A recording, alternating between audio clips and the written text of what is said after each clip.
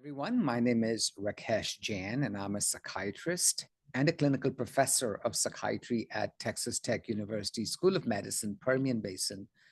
I also have a private practice in Dallas, Texas, and my practice is very much a general practice where I see individuals with all kinds of difficulties and all kinds of issues, and my hope is I'm of some service to them. But I would say mood disorders, psychotic disorders, movement disorders of certain types are part of my practice.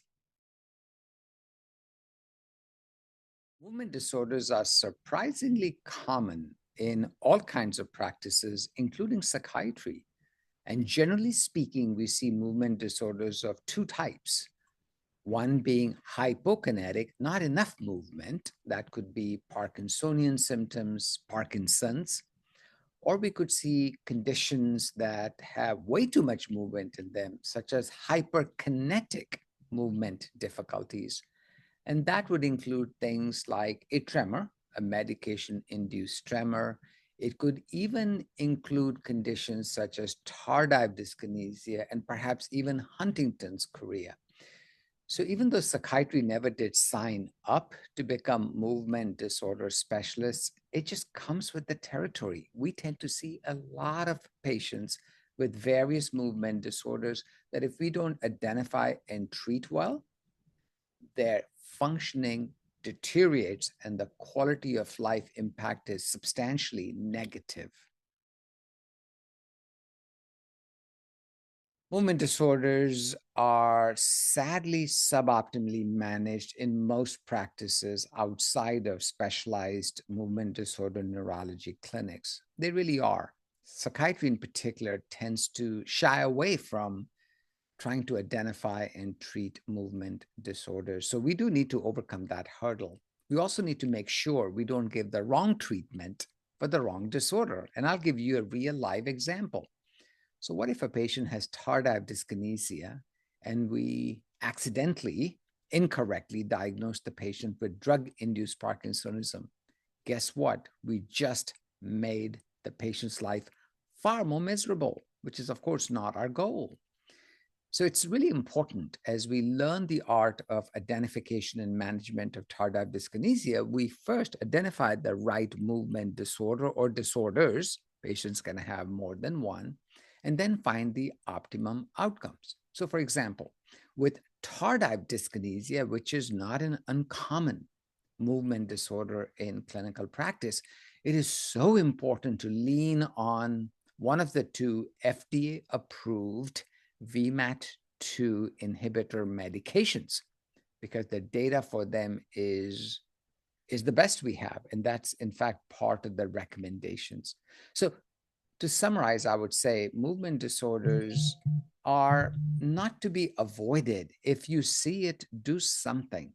If you don't feel confident in addressing it, please do seek the help of a professional. But the majority of patients with movement disorders should be taken care of by psychiatry in their own practices.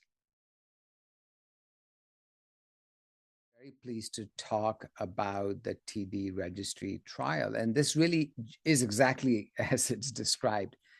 It's clinicians and patients self-referring or being referred to this registry because we don't know much about what happens in the real world, not just in clinical trials, but in the real world to patients who have tardive dyskinesia. And there are now a very large number of patients in this registry at different stages of their disorder in terms of duration, in terms of severity, in terms of how they got it.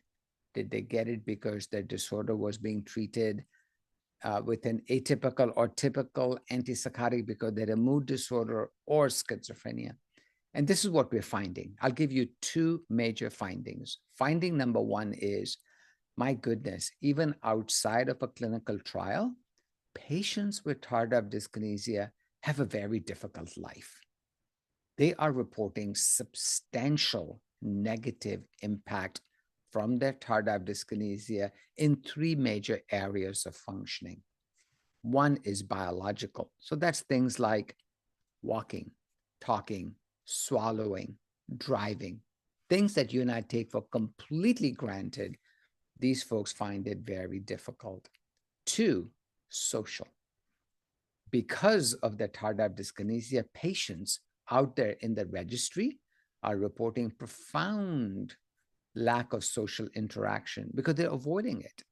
There's embarrassment. They're also afraid their employment, their love life, their family life is being impacted. And the third area we found major, almost heartbreaking impact was psychological. This is a double cut. It's almost like pouring salt into the wound. These patients already have a major psychiatric disorder. And on top of that, developing tardive dyskinesia just makes them feel more depressed, more withdrawn, more challenged.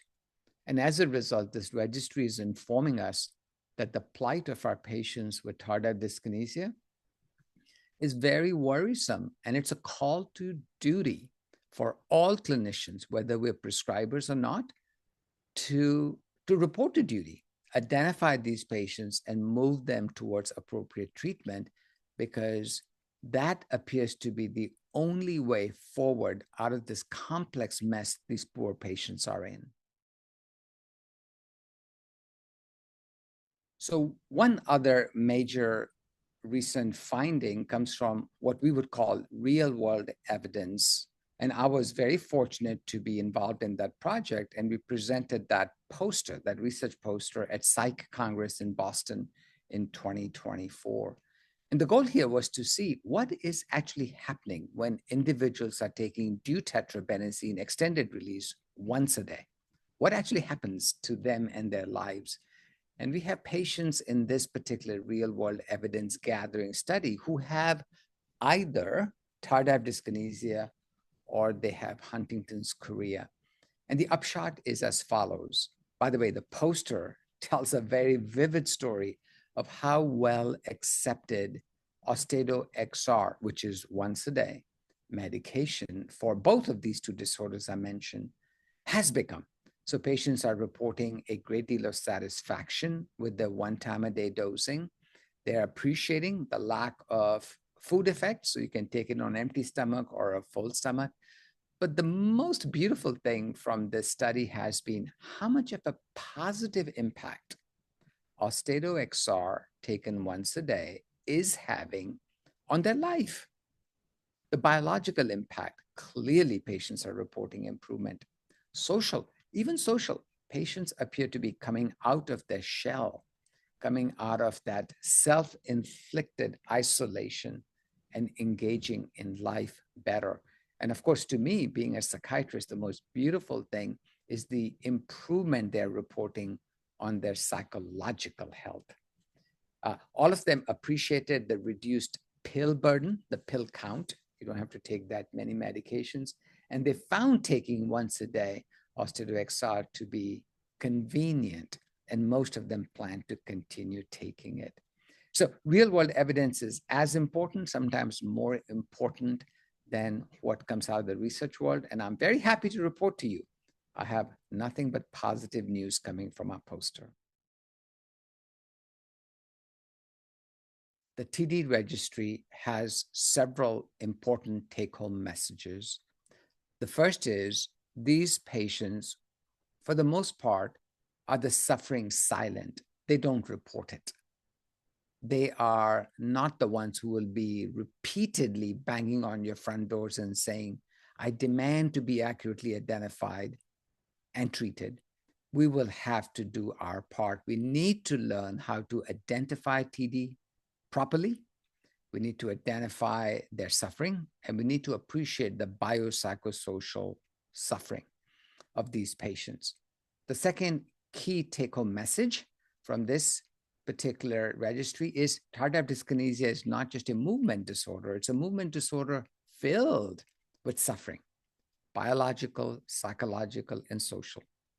And the third is these patients are wanting and willing to be identified and treated if only we clinicians will make an effort to reach out to them. They're in our practices. And if our main goal in life is to reduce the suffering, not just from tardive dyskinesia, but also from their primary psychiatric disorder, We just need to appreciate their plight and do our very best to get to accurate identification and treatment. And those are the top three learnings from this registry. Tardive dyskinesia was never a disorder I wanted to manage. I somehow, early in my career, assumed I'm a psychiatrist. I'll be dealing with issues of depression and anxiety and bipolar disorder and psychosis. So I saw tardive dyskinesia as an inconvenient truth for somebody else to manage. What I'm here to tell you is I was flat out wrong. I was because, as many a patient has told me before, I'm one person. You may see me as having tardive dyskinesia, and you may see as a person who has bipolar disorder, but I'm one person with one mind and one body. And that's a direct quote from a patient. So as a result, I've been humbled.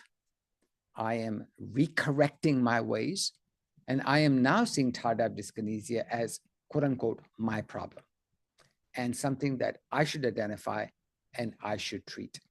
And to my colleagues, I would say this: I would like for you to join me in the full appreciation of this disorder's frequency and the plight of these patients. And please be very assured that there are good treatment options available to our patients.